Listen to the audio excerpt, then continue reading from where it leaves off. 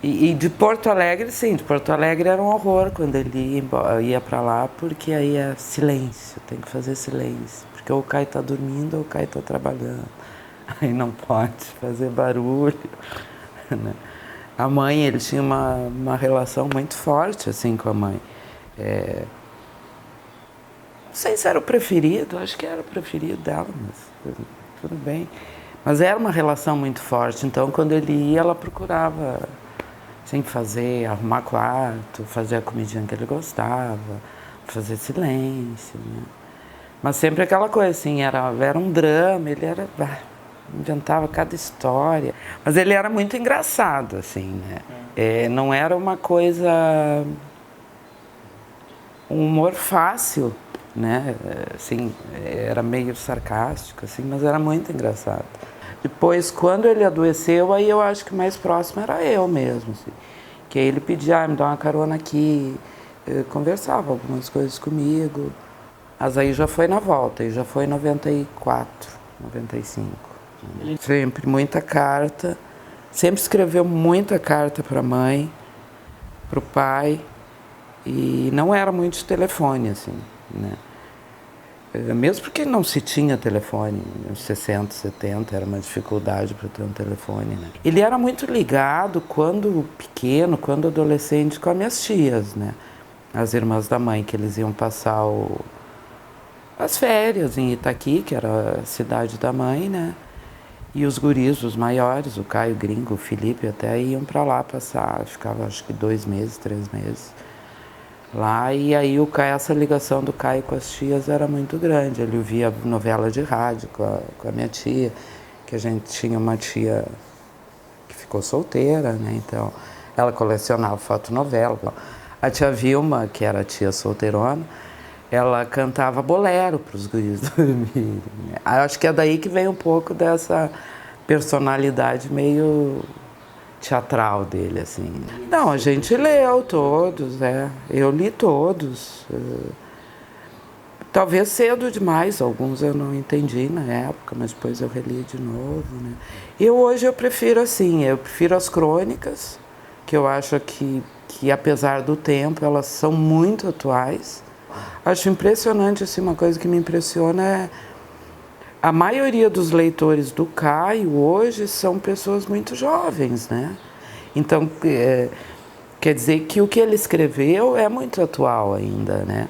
De alguma forma, toca as pessoas jovens, na sua maioria. Na verdade, o Caio era bruxo, né? Ele era meio bruxo, assim, ele previa umas coisas, né? E não é bruxo, acho que é a pessoa que tem como é que eu vou dizer? Não é nem estudou, a sensibilidade está mais aflorado, né? Alguma coisa assim. O Caio, quando tinha festa de família, uma época ele se trancava no quarto.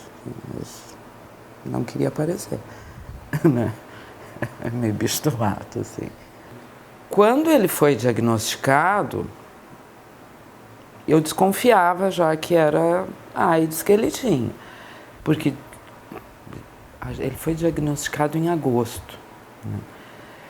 Mas no Natal anterior, quando ele esteve em Porto Alegre, no dia que ele vinha embora para São Paulo, ele não pôde viajar porque ele teve um problema no olho, era herpes no olho, ele tinha tido já uma herpes aqui, e que são sintomas, né, de contaminado. E ele sempre doente, sempre com uma coisinha aqui, outra ali, assim, né. E aí ele ligou para o pai, foi um escândalo, o pai ficou chocadíssimo, a mãe também e tal. Isso num domingo, e na terça-feira alguém ligou, eu não me lembro quem foi que ligou lá para cá, para o pai e para a mãe, para dizer que ele tinha sido internado, porque ele tinha pirado, né. E aí nós viemos para São Paulo.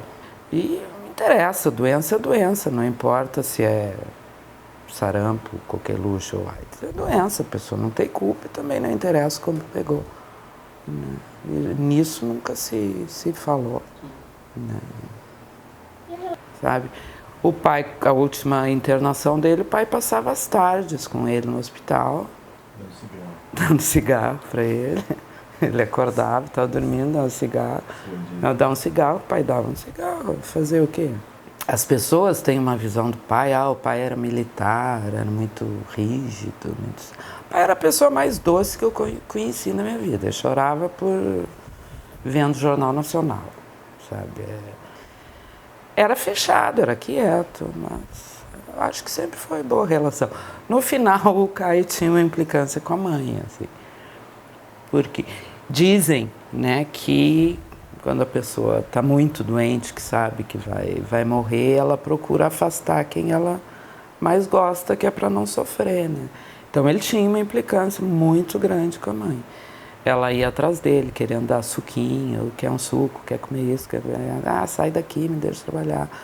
Ou quando ele estava no hospital já, ela queria ir lá, a gente levava. Ele estava dormindo, ele acordava, agarrava, vamos tomar um café.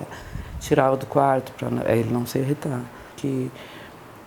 Quando o Caio voltou para Porto Alegre, o pai gostava muito de mexer na terra, né? Cada filho que nasceu lá em Santiago, ele plantava uma árvore, né? Uma frutífera, assim. E aí eles mexiam no jardim, né? O Caio dava, o pai dava dicas pro Caio, né? E eles passaram convivendo uma boa, assim.